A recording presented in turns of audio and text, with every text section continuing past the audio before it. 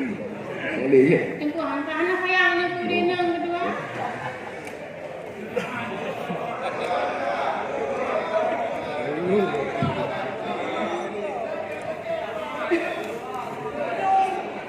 Assalamualaikum warahmatullahi wabarakatuh. Dipersingkat ya. Siap kedua. Yang menghormati memandung undangan yang berhati penuh Pak Allah, kedua yang pertama memandung anggota DPR, tamu undangan yang dirahmati Allah. Lu nak sampaikan bajut Pak, lu sengaja sok jilbab biru orangnya. Menarik, rangsang rindu uno, terobati tapi hana terobati cipak ni mana terobat PLT.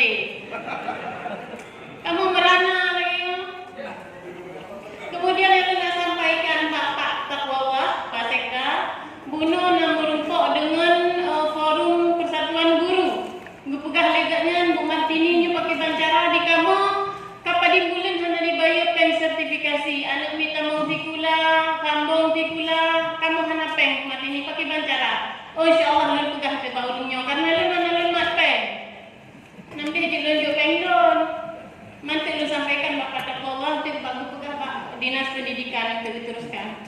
Kemudian lo menancip tunjangan kinerja yang pada bawah instansi yang belum membayar, mohon segera puji Pak. Sayang tu burungnya. Sayang tak burungnya, kondisi lagi nyo, pandemi nyo.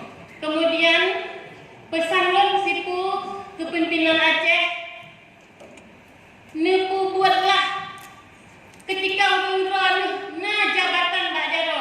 Gunakan tanda tangan urung-urung untuk yang pertama kemakmuran rakyat Aceh, yang kedua untuk keselamatan agama.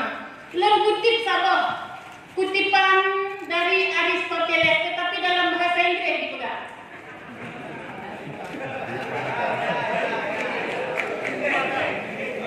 Dikan menang bahasa Inggris tapi ini bukan bahasa Chinese. Only part of until tomorrow what you are willing to die, having left undone. Tunda tu ku yang galak ka tunda. Ketika mati hancur ka pegat tak boleh. Nyan sebagai pesan lo.